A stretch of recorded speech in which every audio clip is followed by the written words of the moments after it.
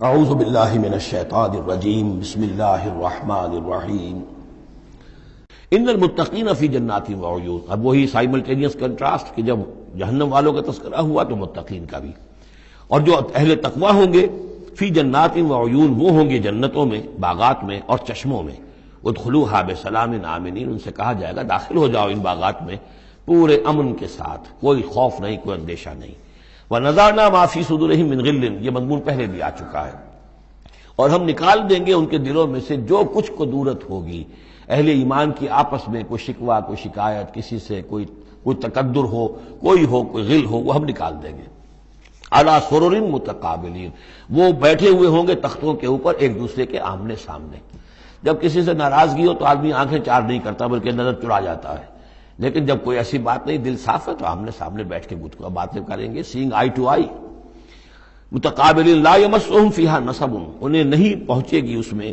نہ تو کوئی تکان، وما ہم منہا بمخرجین، نہ پھر وہ اب اس سے نکالے جائیں گے۔ جب اہل جنت میں داخل ہونے کے بعد کسی کا وہاں سے نکلنے کا امکان نہیں۔ نبئ عبادی، اے نبی میرے بندوں کو بتا دیجئے، انی انا الغفور الرحیم، کہ میں یقیناً غفور ہوں، رحیم ہوں۔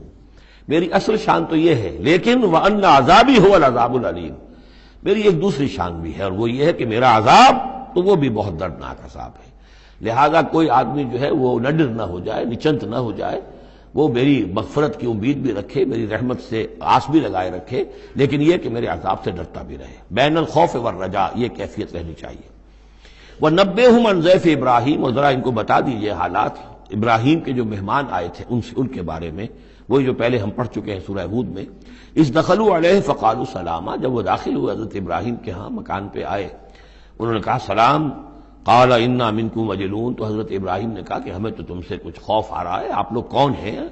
ذرا اپنی آئیڈینٹی بتائیے۔ قالوا لا توجل انا نبشرک بغلام علیم، انہوں نے کہا کہ نہیں، ڈریے نہیں،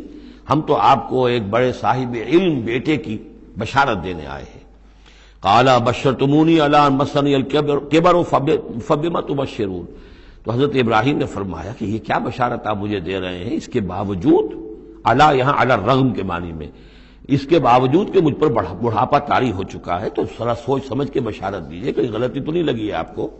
قالوا بشرناک بالحق، ان کا نہیں، ہم نے بشارت آپ کو دی ہے حق کے ساتھ، قطعی اور حقیقی بات ہے، شدنی امر ہے، یہ ہو کر رہنے والا ہے۔ فلا تکن من القانتین، تو اے ابراہیم آپ تو پھر نا امید لوگوں میں سے تو نہ ہو جائیے، مایوس نہ ہو جائیے۔ قال ومن یقنط من رحمت ربہ الا الضالون، تو حضرت ابراہیم نے کہا کہ ہاں یہ بات تو آپ صحیح کہہ رہے ہیں، اللہ تعالیٰ کی رحمت سے مایوس تو صرف وہی ہو سکتے ہیں جو گمراہ ہوں۔ یہ اللہ کی قدرت، اللہ کی رحمت، عین بڑھاپے میں اللہ مجھے اولاد دے دے، 87 برس کی عمر میں بیٹا دے دے، جیسے اس نے حضرت یحییٰ کی والدہ کو، جو کہ بالکل بانجھ رہی ساری عمر، اور حضرت زکریا جو ہیں بہت بوڑھے ہو چکے تھے، اسی طریقے سے معاملہ یہاں بھی ہوا ہے۔ قال فما خطبکم ایھا المرسلون، اب انہوں نے پوچھا کہ اے فرشتادو، اے جو بھیجے گئے ہو، ایلچیو، تمہارا کیا معاملہ ہے، یعنی کس قدر جا رہے ہو، کیا قصد ہے، کیا ارادہ ہے۔ قالوا انا ارسلنا الی قوم مجرمین، ان کا کہ ہمیں بھیجا گیا ہے ایک مجرم قوم کی طرف، الا آل لوط، سوائے آل لوط، لوط کے گھر والوں کو، اس کے گھر والوں کو تو ہم بچا لیں گے، انا لمنجوہم اجمعین، ان سب کو ہم بچا لیں گے، نجات دیں گے، الا امرأتہ، اس میں بھی ایک استثناء ہے، سوائے اس کی بیوی کے، قدرنا انہا لمن الغابرین، ہم نے یہ اندازہ کر لیا ہے، یہ اندازہ ہے کہ وہ جو ہے پیچھے رہنے والوں میں سے ہوگی۔ فلما جاء آل لوط المرسلون، تو جب یہ لوط کے گھر پہنچے یہ فرشتادے بھیجے ہوئے اللہ کی طرف سے ایلچی جو آئے تھے، قال انکم قوم منکرون، وہی بات حضرت لوط نے فرمائی کہ آپ لوگ کچھ اجنبی سے لوگ ہیں، میں آپ کو جانتا نہیں، آپ کون لوگ ہیں، کہاں سے تشریف لائے ہیں۔ قالوا بل جئناک بما كانوا فیہ یمترون، ان کا نہیں، بلکہ ہم تو وہ شے لے کر آئے ہیں آپ کے پاس جس کے بارے میں یہاں کے رہنے والوں کو شک تھا۔ آپ جب کہتے تھے کہ تم باز نہیں آؤ گے، خبیث فعل کو نہیں ترک کرو گے، شرک سے باز نہیں آؤ گے، تو تم پر اللہ کا عذاب آئے گا،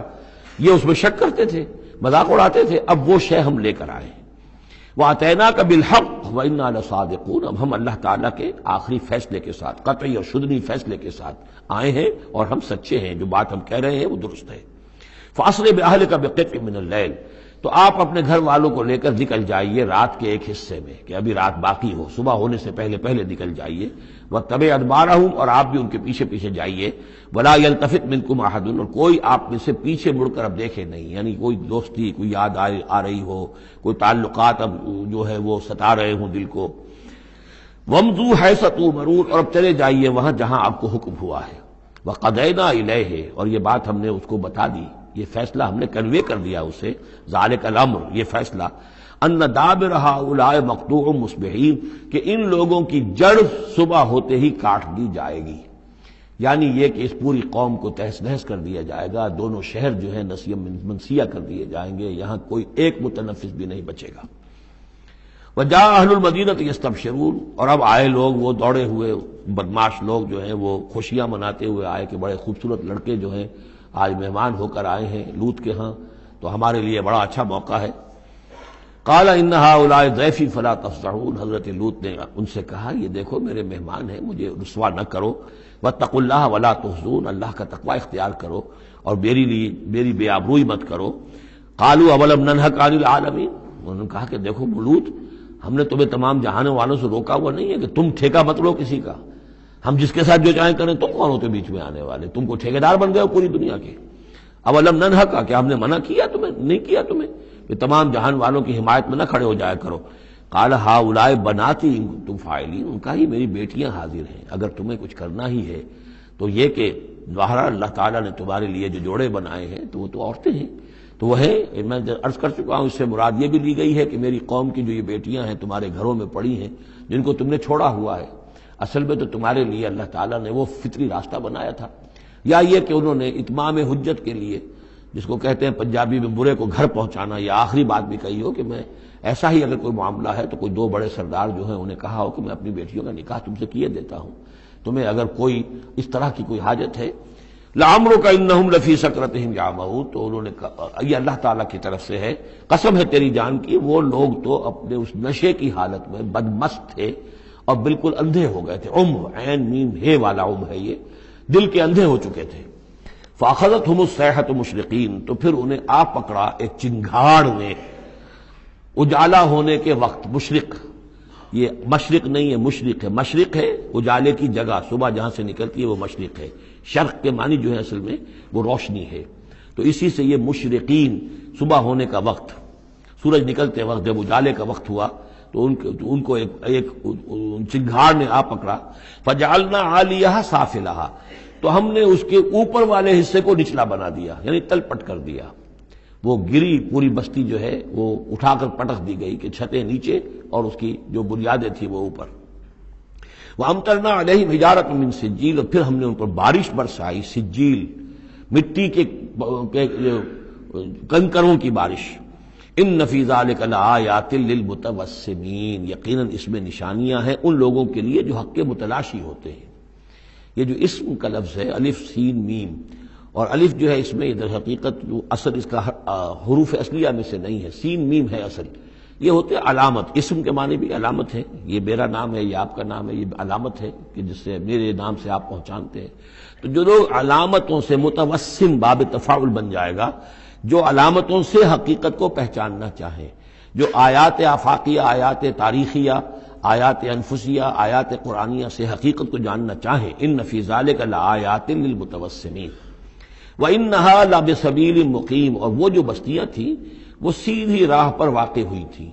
یعنی یہ سیدھا راستہ تھا جو یمن سے جاتا تھا فلسطین تک، میڈیٹرینین کے ساحل تک، اور یہ سیدھا راستہ تھا کیروان روٹ، مشرق و مغرب کے درمیان یہی لنک تھا، سویز کینال تھی نہیں، اور ابھی یہ راستہ جو تھا round the Cape of Good Hope, یہ تو کہیں جا کر 1498 میں واسکو ڈی گاما نے تلاش کیا ہے، تو یہ راستہ معلوم ہی نہیں تھا، سویز کینال تھی نہیں، تو ساری جو مشرق اور مغرب کی ٹریڈ ہوتی تھی وہ یہ تھی کہ ہندوستان اور چین اور یہ جاوا ملایا وغیرہ جو ہیں یہ ہند چینی کے جتنے یہ سب سامان آتا تھا یمن کے ساحل پر، یورپ کے سارے ممالک کا سامان آ جاتا تھا شام کے ساحل پر، فلسطین کے ساحل پر، اب ان دو کے درمیان یہ قافلے چلتے تھے، یہ کیروانز تھے کہ جو ان جہاں سے لے کر سامان ادھر، ادھر کا سامان ادھر، تو یہ راستہ ہے امام مقیم، سبیل مقیم اس کو کہا گیا، سیدھا راستہ، سیدھی شاہراہ، اسی پر یہ اصحاب ہجر کے بھی مسکن تھے، اسی پر پھر یہ اصحاب مدین کے بھی تھے، اور یہ بستیاں بھی اسی راستے پر واقع ہوئی تھیں۔ ان فی ذلک لآیۃ للمؤمنین، یقیناً اس میں نشانی ہے اہل ایمان کے لیے۔ صدق اللہ العظیم۔